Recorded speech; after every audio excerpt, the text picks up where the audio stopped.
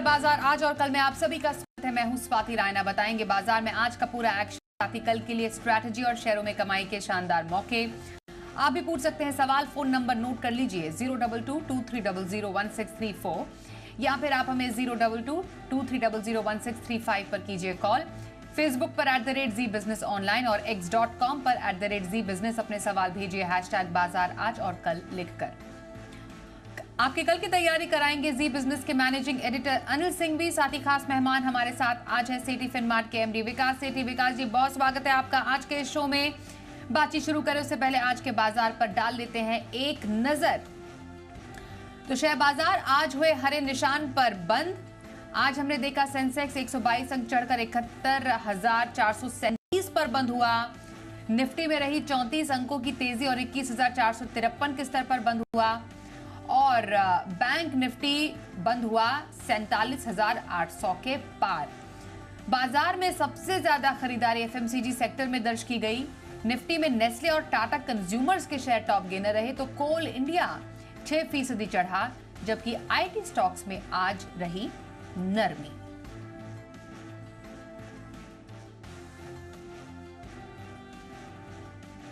और आइए अब जी बिजनेस के मैनेजिंग एडिटर अनिल सिंह भी से समझते हैं बाजार के नए कीर्तिमान बनाने के मायने।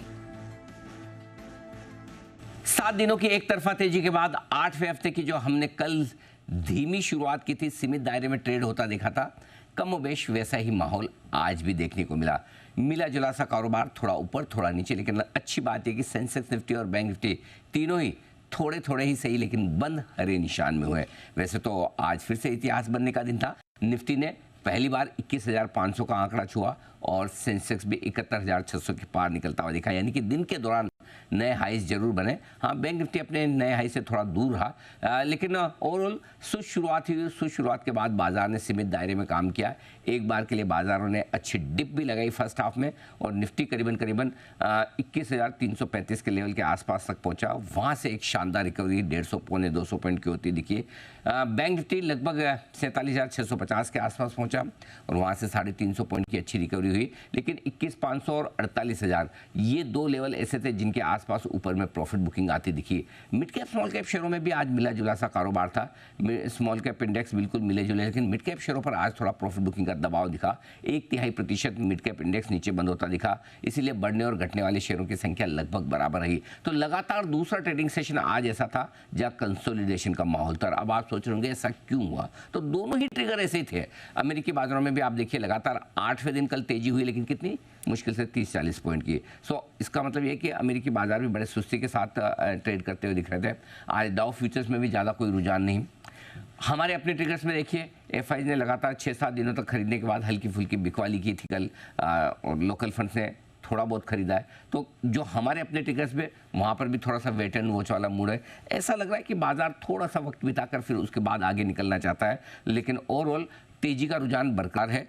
निफ्टी में एक संकेत साफ दिख रहा है, कोई सेक्टर या कोई स्टॉक ऐसे हैं जो निफ्टी को गिरने से बचा रहे हैं। मसलन आज एफएमसीजी शेयर बड़ी तेजी से, कंजम्पशन वाले शेयर आगे बाजार को सपोर्ट देने के लिए, रिलायंस जैसा दिग्गज आ गया, तो निफ्टी ज़्यादा कोई खास कमज़ोर हुआ नहीं। ऐसा लग रहा था कि बैंक निफ्टी कमजोरी को लीड करेगा, लेकिन बंद होते थे बैंक निफ्टी में भी रिकवरी तो आ ही गई। सो ओवरऑल बाजार थोड़े से वेट एंड वॉच वाले मूड में। इस हफ्ते के दोनों ही ट्रेडिंग सेशन थोड़े सीमित दायरे के कारोबार वाले रहे।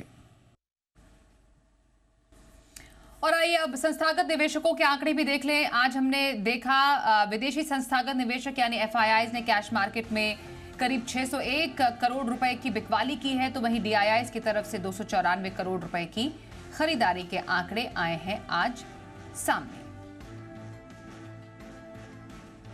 आइए अब आगे बढ़े और हमारे आज के खास एक्सपर्ट विकास सेठी, उनके पास चलते हैं सीधे। विकास जी, बहुत स्वागत करते हैं। बाजार में तो दमदार तेजी का माहौल है, फिलहाल अभी इन लेवल्स पर आप क्या एक्सपेक्ट कर रहे हैं? नहीं, बिल्कुल स्वाति, देखिए बाजार में तो कहीं कोई कंप्लेन करने का कोई कारण नहीं है। तो बहुत ही दमदार तेजी चल रही है। आज वैसे बाजार खुले थोड़े कमजोर थे, बट हाईली वोलेटाइल होने के बावजूद बाजार अल्टीमेटली या फाइनली 34 पॉइंट ऊपर जाके बंद हुए और during the day life high का जो नया रिकॉर्ड 21,505 का स्तर छुआ। फिर थोड़ी बहुत मतलब गिरावट आई और बाजार 21,450 के आसपास बंद हुए। और आज भी देखा गया कि पीएसयू स्टॉक्स, मेनली कोल इंडिया, एनटीपीसी, हिंदुस्तान कॉपर, फिर रिलायंस, एसबीआई, इन सब ने सपोर्ट किया और बाजार में अच्छी तेजी रही। और बाकी अभी शाम को जो आंकड़े आए हैं एफआईएस का, आज जरूर कैश मार्केट में सेल का आंकड़ा है, 600 करोड़ की बिकवाली करी है, जहाँ की डीआईज ने करीबन 300 करोड़ की बाइंग करी है। बट ओवरऑल बाजार में व्यू बुलिश ही है। मुझे लगता है कोई भी गिरावट आती है वो छोटी मोटी गिरावट आती है बाजार में, बिकॉज साइडलाइन पे बहुत लिक्विडिटी है। मुझे लगता है ये बाजार बिल्कुल तेजी करता रहेगा यहाँ से भी, और निवेशकों को, ट्रेडर्स को सलाह रहेगी कि इस बाजार में लॉन्ग रहे, और आने वाले दिनों में और तेजी की उम्मीद करता हूँ। तो आने वाले और समय में और तेजी की उम्मीद है विकास जी को इस बाजार में, ये रहा उनका नजरिया मार्केट पर। विकास सर, अभी हफ्ते 10 दिन का नजरिया, कौन से स्टॉक में रहने की सलाह रहेगी आपकी? देखिए, अगर किसी को पोजिशनल खरीदारी करनी है तो करंट लेवल्स पे मुझे लगता है ग्रीन पैनल में खरीदारी करनी चाहिए। ये स्टॉक आज 379 मतलब 379 रुपए पे आज बंद हुआ है। ये कंपनी भारत की लार्जेस्ट मैन्युफैक्चरर है वुड पैनल्स, प्लाईवुड, विनियर्स और एमडीएफ बोर्ड्स वगैरह की, और इनका 27% मार्केट शेयर है इस एमडीएफ वाले सेगमेंट में। बहुत ही जबरदस्त पैन इंडिया डिस्ट्रीब्यूशन नेटवर्क है, करीबन 2300 से ज्यादा इनके डिस्ट्रीब्यूटर्स है, 12,000 से ज्यादा रिटेलर्स पे ये अवेलेबल है। और इस तरह से हम रियल एस्टेट सेक्टर में, हाउसिंग सेक्टर में डिमांड देख रहे हैं। इस तरह की कंपनियां जो कि इन सेक्टर्स को कैटर करती है, वो इनडायरेक्टली बहुत बेनिफिट होगा इनसे। और बाकी फंडामेंटली एक सॉलिड कंपनी है, अच्छे रिटर्न रेशियोज है, return on equity is close to around 21%, एक लो डेट कंपनी है, debt equity ratio 0.16। FIIs DIIs भी अच्छे खासे बुलिश रखते हैं, अराउंड 27% हिस्सेदारी रखते हैं, बहुत अच्छे नाम है उसमें। मुझे लगता है ये स्टॉक अच्छा करेगा, यहाँ पे खरीदारी करने की सलाह है। मेरा इसमें पोजिशनली टारगेट है 415 रुपए का, स्टॉप लॉस रखना 360 रुपए का। ओके सर, तो ग्रीन पैनल में पोजिशनल खरीदारी की सलाह आ रही है विकास सेठी की तरफ से। विकास जी, अब लॉन्ग टर्म की खरीदारी का नजरिया कौन से स्टॉक में रहेगा?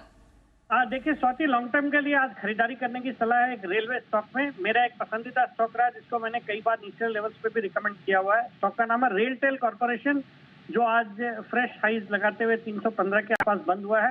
ये भारत की एक मिनी रत्ना पीएसयू है, जो कि मेनली रेलवेज को ये जो इनके ब्रॉडबैंड नेटवर्क, ब्रॉडबैंड सर्विसेज और वीडियो सर्वेलेंस सिस्टम्स, ये सब सेगमेंट में काम करती है।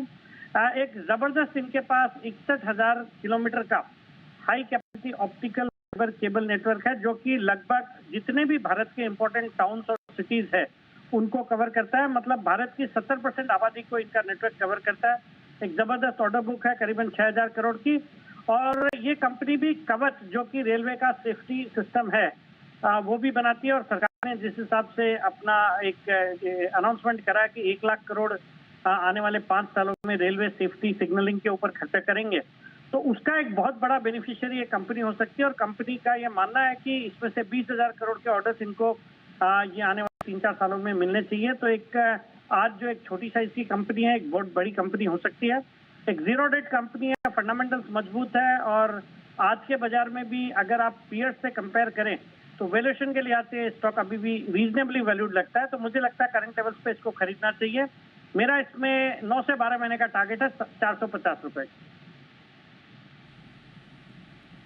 450 के टारगेट के लिए रेलटेल इंडिया में खरीदारी की सलाह आ रही है लंबी अवधि में। विकास सेठी जी की राय। आइए पहले कॉलर से बात करें। हमारे साथ इस वक्त हैं अनिल कुमार। नमस्कार अनिल जी, बताइए कौन सा स्टॉक आपके पास है? मेरे पास 4,900 बैंक ऑफ इंडिया है मैम, 117 रुपए 71 पैसे की खरीद है। 4 जी मैम। ओके, और नजरिया कितना लंबा है आपका? वो कोई प्रॉब्लम नहीं मैम। ओके, तो बैंक ऑफ इंडिया में इनकी खरीद है सर, कुछ नुकसान है इन्हें।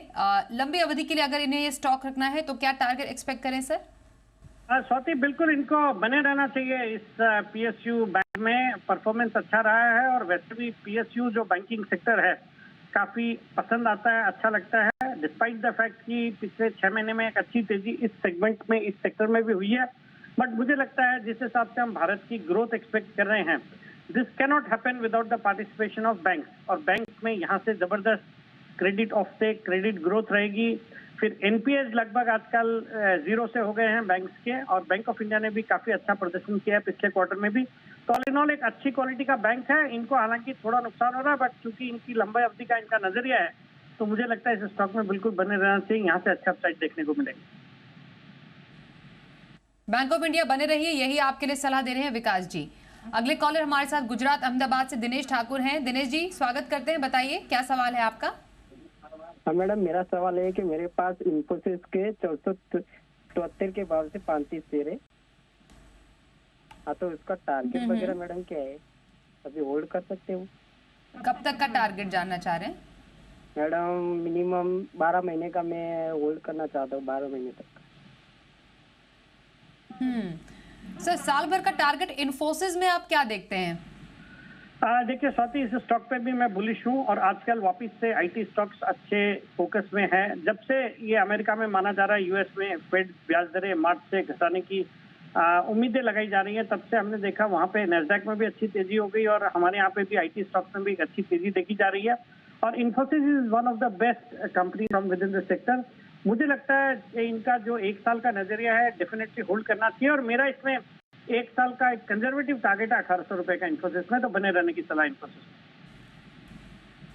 में। तो एक साल का टारगेट इन्फोसिस में 1800 देखते हैं विकास जी, बने रहें, आपके लिए यही राय दे रहे हैं।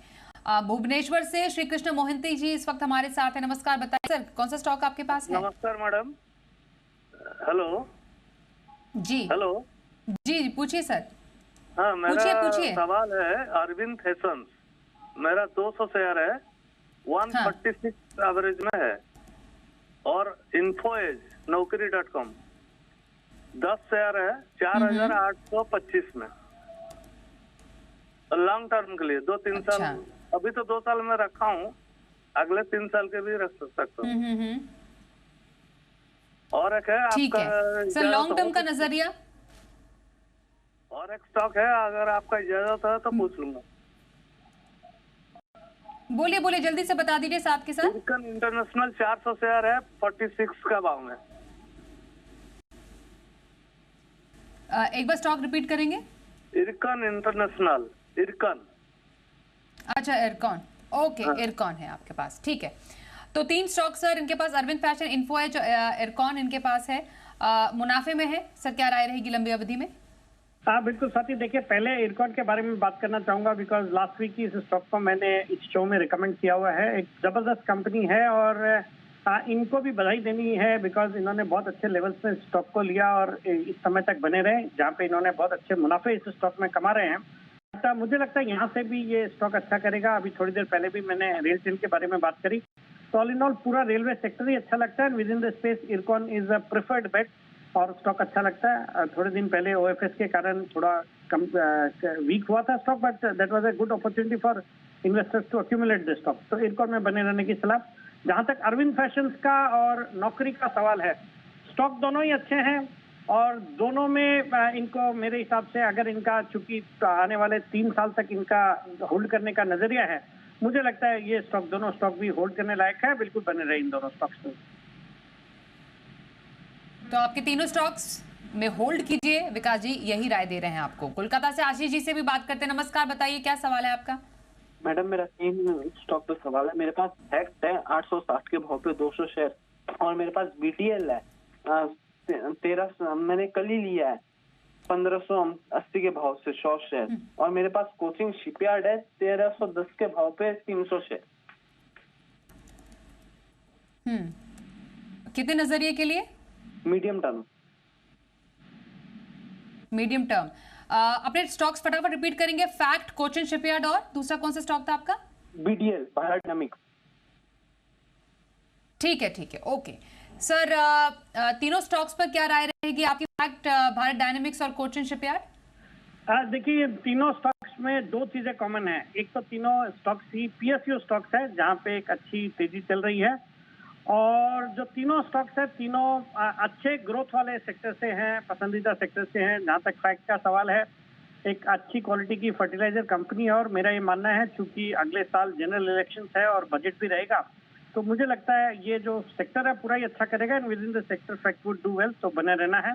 बाकी बीडीएल डिफेंस सेक्टर से आता है और एक बहुत ही सॉलिड दमदार क्वालिटी की कंपनी है, और कल परसों भी ये फोकस में था, न्यूज में था। इन्होंने थोड़ा ऊंचा जाके लिया है, बट चूंकि इनका लंबी अवधि का नजरिया, तो बिल्कुल बने रहने की सलाह। यहाँ से भी अच्छा अपसाइड देखने को मिलेंगे। एंड कोचिन शिपयार्ड अगेन, जो ये शिप बिल्डिंग वाली कंपनियां हैं, चाहे वो कोचिन शिपयार्ड है या मजगांव डॉक है या गार्डन रिच शिप बिल्डर्स है, सभी अच्छा कर रहे हैं। तो I think he should continue to hold Cochin shipyard. Okay, तो ये रही राय आपके स्टॉक्स पर हमारे आज के एक्सपर्ट विकास जी की तरफ से। हमारे साथ राजस्थान जोधपुर से महेश गोयल साहब भी हैं, उनसे भी सवाल जान लेते हैं। नमस्कार महेश जी, बताइए क्या जानना चाहते हैं। मैडम, मेरे को यस बैंक और स्पाइस जेट के बारे में बात करनी है। स्पाइस जेट के मेरे पास में 70 रुपए से पड़ा है 700 शेयर, और यस बैंक के मेरे पास 17 रुपए से पड़ा है 5000 शेयर। क्या करना चाहिए मुझे? ओके, कब तक के नजरिए के? पहले लॉन्ग टर्म हो तब भी कोई दिक्कत नहीं है, साल 2 साल के लिए तब भी मेरे को बताया, थोड़ा आइडिया दें। ठीक, okay okay sir. Spice jet में तो खबर भी अच्छी आई थी आज, क्योंकि गो फर्स्ट की खरीद की रेस में स्पाइस जेट है, तो 3% उछला भी शेयर। वहीं यस बैंक में आप क्या सर फिलहाल आगे आने वाले टाइम में टारगेट्स देखते हैं? जहाँ तक यस बैंक का सवाल है, देखिए एक छोटी प्राइस की बैंक है और इन दिनों में इस स्टॉक ने परफॉर्म किया है। बट मेरा ये मानना है कि कंपैरेटिवली बाजार में with in the banking sector इससे अच्छे स्टॉक्स या इससे अच्छे रिटर्न्स देने वाले स्टॉक जो जल्दी और ज्यादा रिटर्न्स दे सकते हैं, वैसे स्टॉक मिल जाएंगे बाजार में। तो मुझे लगता है इस स्टॉक में कोई भी उछाल में एग्जिट कर सकते हैं, या फिर अगर इनका बहुत ही लंबा नजरिया है, पेशेंटली कर सकते हैं 3-5 साल, तो मुझे लगता है यहाँ से बहुत अच्छे अपसाइड इस स्टॉक में भी देखे जा सकते हैं। बट मतलब थोड़ा टाइम लगेगा इसमें, तो उस लिहाज से वो अपने आप को पोजीशन करें और कॉल लें।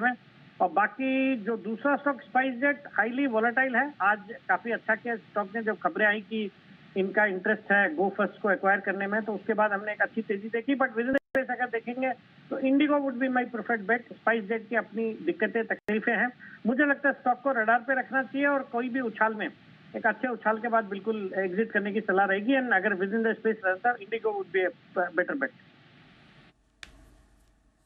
तो एयरलाइन स्पेस से इंडिगो पसंद है विकास जी को, उस पर जरूर गौर कीजिएगा, खरीदारी के मौके तलाश सकते हैं। और कल के बाजार पर क्या रहे खास स्ट्रैटेजी और बाजार के लिए अहम संकेत, अब समझते हैं अनिल जी से। वैसे तो लग रहा है कि बाजार थोड़ा सा समय बिताने के मूड में है और ज़्यादा संकेत न ग्लोबल मार्केट से न हमारे बाजारों से साफ है। भारतीय बाजारों के बंद होने के वक्त डाउ फ्यूचर्स मुश्किल से 15-20 पॉइंट ऊपर, नैस्डैक फ्यूचर 5-10 पॉइंट ऊपर ट्रेड कर रहे थे। यानी कि अमेरिका में लगातार 8 दिन हरे निशान में बंद होने के बाद बाजार 9वें दिन भी तेजी दिखाएंगे, रुकेंगे, ये देखना इंटरेस्टिंग होगा। लेकिन हमारे अपने लोकल ट्रेडर्स में भी ऐसा लग रहा है कि कोई खास बड़े खरीदारी के आंकड़े या बिकवाली के आंकड़े दिखेंगे नहीं। हो सकता है थोड़ी बहुत प्रॉफिट बुकिंग आपको आती हुई नजर आए, लेकिन मिला जुला सा कारोबार भारतीय बाजारों में। ऐसे में आपको जिस लेवल पर नजर रखनी वो है 21,325, 21,375। ये कल के लिए आपके लिए मजबूत सपोर्ट का काम करेगा। ऊपरी स्तरों पर एक बार 21,525 के पार निकलकर निफ्टी टिका तो नए life high blue sky zone में जाएगा और वहां से फिर फ्रेश खरीदारी होती हुई दिखेगी। बैंक निफ्टी का जहां तक सवाल है, नीचे की तरफ 46,500, 47,500, 47,650 मजबूत सपोर्ट का काम करेंगे और ऊपर की तरफ 48,070 से 48,225 ये ऊपर रुकावट की जगह है। सो सिंपल, ऊपर की तरफ आपको ये ध्यान रखना है कि लाइफ हाई के ऊपर निकलने के बाद एक ब्रेकआउट होगा जो निफ्टी पर 21,525 का लेवल होगा और बैंक निफ्टी पर 48,250 का। सपोर्ट के लेवल पर के लिहाज से जो मजबूत सपोर्ट है निफ्टी पर 21,235, 21,335 और बैंक निफ्टी पर 47,500, 47,650। बस कल के लिए इन लेवल्स पर फोकस कीजिए। बाकी ब्रॉडर मार्केट में, कैश मार्केट के स्टॉक्स में बिल्कुल एक्शन रहेगा, चुनिंदा रहेगा। सेक्टरल टर्निंग, कोई सेक्टर आपको आकर एक्शन में आते हुए दिखेंगे, कल भी दिखेंगे। तो ट्रेडर्स और इन्वेस्टर्स के लिए मौके कल भी रहेंगे भरपूर। और आइए देखते हैं कल का option.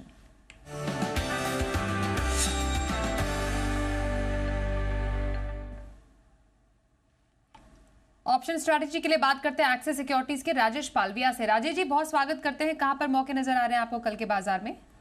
Good evening Swati ji. तो देखिए, आज भी मार्केट में जो डिप मिला था, इनिशियल डिप मिला था, लोअर साइड पे एक अच्छा बाइंग इंटरेस्ट बनते हुए दिखा। अगर हम पुट राइटर्स का बेस देखें तो पुट राइटर्स एक्टिविटी 21,350, 21,400, 21,500 ये सारी स्ट्राइक पे पुट राइटिंग पोजीशंस आज भी ऐड होते हुए दिखी, जो क्लियरली दिखाता है कि मार्केट में जो सपोर्ट बाइंग एक्शन है काफ़ी स्ट्रांग है और मार्केट में तेजी की तरफ कॉन्फिडेंस बिल्कुल बना हुआ है। वहीं पे कॉल राइटर्स की पोजीशंस आज भी देखे तो इतनी ज़्यादा मेजरली कहीं भी कॉल एडिशन देखने को नहीं मिला। जो भी थे वहाँ पे एक कवरिंग का ही मूव बनते हुए दिखा है। हमें लगता है कल के सेशन में भी एक अपवर्ड मोमेंटम कंटिन्यू रहते हुए दिख सकता है। 21,450 जो कि एट द मनी का कॉल ऑप्शन निफ्टी का हम यहाँ पे बाय करने की सलाह देंगे। आज की क्लोजिंग थी अराउंड 74-75 के आसपास। इस कॉल ऑप्शन को बाय किया जा सकता है और हमें लगता है कि निफ्टी का ये मूव 21,550 21,600 की तरफ बढ़ते हुए दिखेगा। इस कॉल ऑप्शन के टारगेट हम प्रोजेक्ट कर रहे हैं जो आ सकते करीब 120 से 130 रुपए तक की अपसाइड आते हुए दिख सकती है। स्टॉप लॉस रखना होगा इस ऑप्शन को बाय करने का करीब 45 रुपए के आसपास। तो हमें लगता है कल के सेशन में भी एक अच्छा तेजी का ही मूव देखने को मिल सकता है। स्टॉक की बात करें तो हमें लगता है कुछ एफएमसीजी स्टॉक्स में एक अच्छा मोमेंटम यहाँ पे बनते हुए दिखा है। तो एफएमसीजी स्टॉक्स में से हमें लगता है यहाँ पे टाटा कंज्यूमर को बाय किया जा सकता है जो कि आज करीब ऑल टाइम हाई के आसपास ही क्लोज हुआ है। 966 रुपए के आसपास की तो यहाँ पे बाइंग की पोजीशन बनाई जा सकती है और अपसाइड में जो टारगेट आ सकते हैं वो करीब 995 से 1005 तक की अपसाइड इसमें आते हुए दिख सकती है। स्टॉप लॉस रखना होगा इस ट्रेड के लिए करीब 945 के आसपास। जी, तो ये रही ऑप्शन की स्ट्रैटेजी राजेश जी की तरफ से। धन्यवाद सर हमारे साथ शो में शामिल होने के लिए। और विकास जी, आपकी नजर में कल के बाजार में आपको कहाँ मौके नजर आ रहे हैं? बिल्कुल स्वाति, कल के बाजार में खरीदारी करने की सलाह रहेगी। आईसीआईसीआई सिक्योरिटीज जो आईसेक एनएसई का टिकर है 748 के लेवल्स पे आज बंद हुआ है। एक भारत की लीडिंग ब्रोकिंग कंपनी है, बहुत ही जबरदस्त पेडिग्री है आईसीआईसीआई बैंक की पेडिग्री। बाकी जिस तरह से बाजार अपने लाइफ हाइस पे है और हम देख भी रहे हैं ये जितनी ब्रोकिंग कंपनीज है उनके नतीजे बहुत ही दमदार आए थे सितंबर तिमाही में और नए इन्वेस्टर्स भी जो बाजार में जुड़ रहे हैं। हमने डीमैट अकाउंट्स में वृद्धि देखी, 13-14 करोड़ डीमैट अकाउंट्स खुल गए भारत में और सितंबर तिमाही भी बहुत दमदार थी। 423 करोड़ का पैट रिपोर्ट किया जो पिछले साल 300 करोड़ का पैट था। सॉलिड फंडामेंटल्स है, मुझे लगता है इस स्टॉक को बिल्कुल खरीदना चाहिए। कल का मेरा इसमें टारगेट रहेगा 765 रुपए का, स्टॉप लॉस रखना है 740 रुपए का। आईसीआईसीआई सिक्योरिटीज में इंट्राडे खरीदारी की सलाह आई है हमारे आज के एक्सपर्ट विकास सेठी की तरफ से। बहुत धन्यवाद विकास जी, हमारे साथ आज के शो में आप शामिल हुए। वक्त एक ब्रेक का हो गया है, खबरों का सिलसिला जारी रहेगा, देखते रहिए जी बिजनेस।